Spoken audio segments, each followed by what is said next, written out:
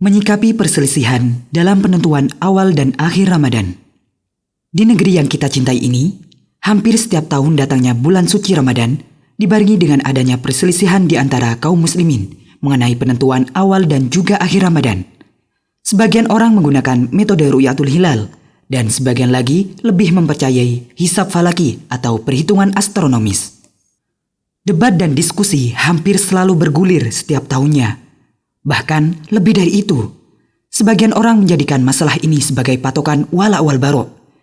Masing-masing mengunggulkan golongan dan ormasnya. Sebagiannya lagi menjadikan hal ini sebagai bahan pertengkaran dan caci maki. Lalu, bagaimana sebenarnya sikap yang benar? Sebelum membahas inti permasalahan, sudah semestinya kita membahas sedikit tentang ijma' karena memiliki kaitan erat dalam persoalan ini. Al-ijma' secara bahasa artinya kesepakatan. Sedangkan secara istilah, ijma' adalah kesepakatan para ulama mujtahid dari beberapa generasi umat Nabi Muhammad SAW setelah wafatnya beliau dalam masalah agama. Para ulama sepakat bahwa ijma' adalah hujjah atau dalil dalam syariat yang wajib diikuti dan diamalkan. Di antara dalil yang mendasarinya adalah firman Allah dalam surat An-Nisa ayat ke-115 dan Ali Imran ayat ke-110. Perihal ketetapan ijma' sebagai dalil yang dipakai dalam syariat, cukup gamblang dan banyak dijelaskan di dalam buku-buku usul fikih semua madhab.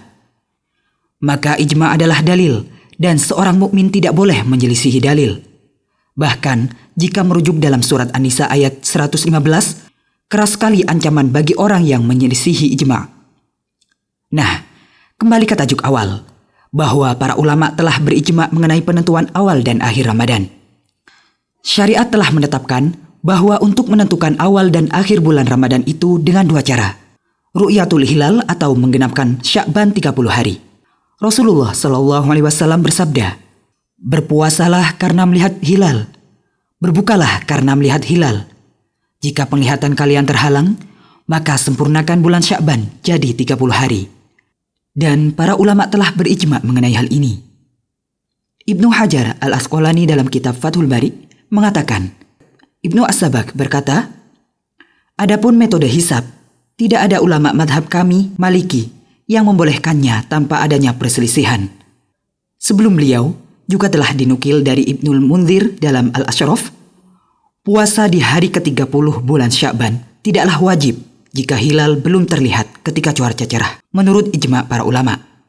Dan masih banyak nukilan ijma' mengenai hal ini, menunjukkan bahwa masalah ini bukanlah masalah yang diperselisihkan para ulama, atau dengan kata lain, bukan masalah khilafiyah di antara para ulama.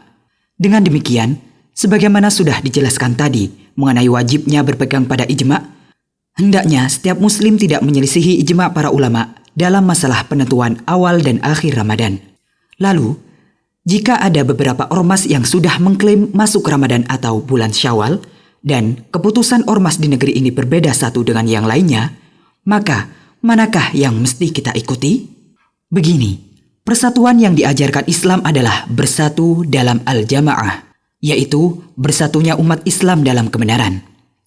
Rasulullah SAW bersabda, "Berpeganglah pada al-jamaah dan tinggalkan kekelompokan, karena setan itu bersama orang yang bersendirian, dan setan akan berada lebih jauh jika orang tersebut berdua.